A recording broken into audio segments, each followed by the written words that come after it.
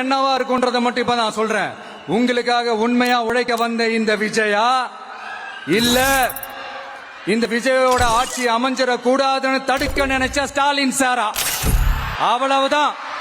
இதுக்கு நடுவுல வேற யாரும் எந்த அல்லுசும் உள்ள வந்து நம்மளை தடுக்கிறதோ எதிர்க்கிறதோ ஏதாவது பண்ணாங்கன்னா நிர்வாகம் அதுக்கு பொறுப்பில்லை ராஜா, நிர்வாகம் அதுக்கு பொறுப்பில்லை. ரிசல்ட் என்னவா வரும்ன்றது அது உங்களுக்கே நல்லா தெரியும். நம்மள ஏளனமா பேசுறதா நினைச்சு அவங்களுக்கு ஆப்பு வச்சுக்கிறாங்க.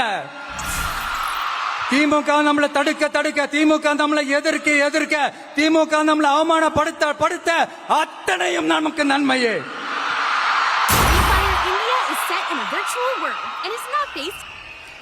ஒன்னு கவனிச்சிங்களா மக்களே, நம்ம ஆட்சிக்கு வந்ததுக்கு ஒரு விஷயம் ஒண்ணு நடந்துகிட்டு இருக்கு.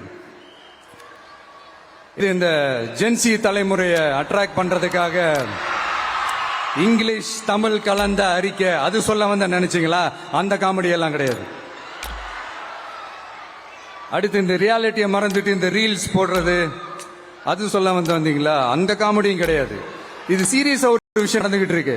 முன்னெல்லாம் சட்டசபையில யார் பேசினா நமக்கு என்ன, யார் அடிச்சுக்கிட்டா நமக்கு என்ன இருந்த கூட்டம்லாம் இப்ப சட்டசபையில என்ன நடக்குது, என்ன பேசிக்கிறாங்கன்றது ரொம்ப உன்னிப்பா கவனிக்கிறாங்க. கவனிச்சீங்களா?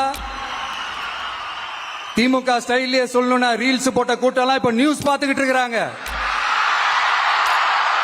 அதுல நமக்கு சந்தோஷம் தான், பெருமை தான்.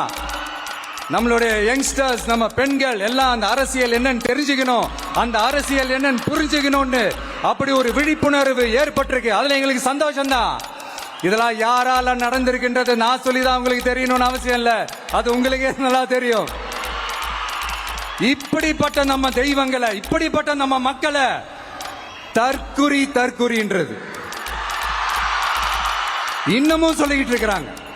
நான் காஞ்சிபுரத்துல சொன்னதை தான் இங்க நான் திரும்ப ரிப்பீட் பண்றேன்.